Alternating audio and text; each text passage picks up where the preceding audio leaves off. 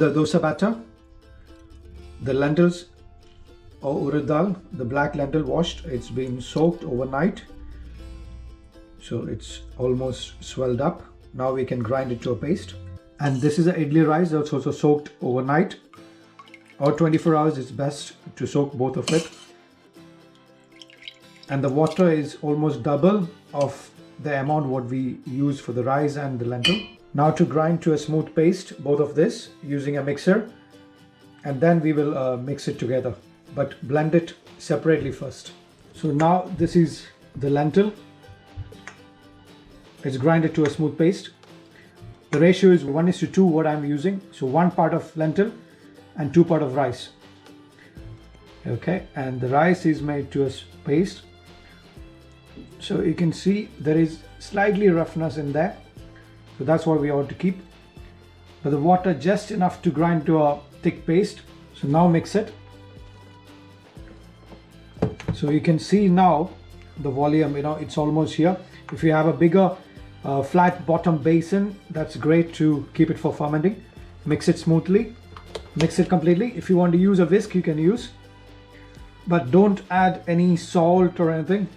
The lentil and the rice will give the natural fermentation. So the whatever sweetness from the batter, the natural sugar will help to form the bacteria, and it will ferment itself. So this is a nice healthy dish if you want to make it. Now this is covered completely with a cling film, and I'm going to put in the oven that is preheated to 40 degree. And first I'm putting for 4 hours. Let's see it rise up, and then keep it in a normal room temperature.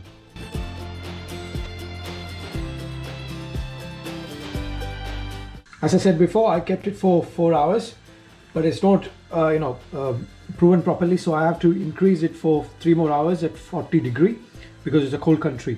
So now it's ready, it's rising up properly.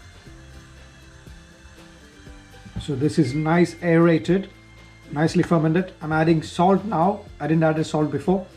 At least 2 teaspoons of salt you need. Now mix it and check the salt again. If you need more, you can add.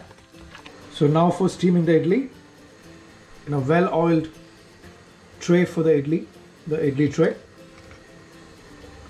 Pouring 1 ladle each in each spots. So steam it for at least 5 minutes. We'll show you how. So for the idli steamer, the water is boiling now. It's ready to place all the idli. So like this. Now cover and keep it in a high flame for at least 5 minutes. So now it's ready. After 5 minutes, you can open. The way to check is insert a toothpick or a skewer like this and check anything is sticking onto it. So if it's not sticking anything, that means it's cooked fully. So steam idli is done. Remove it and rest it for a minute before you take it out using a spoon.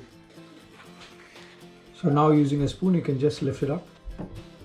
Same batter you can make to dosa. It comes really crispy dosa as well.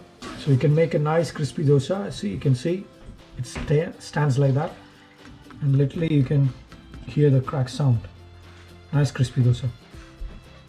So now to serve, we can serve with coconut chutney, a dosa what we made, and the idli. So you can try everything together.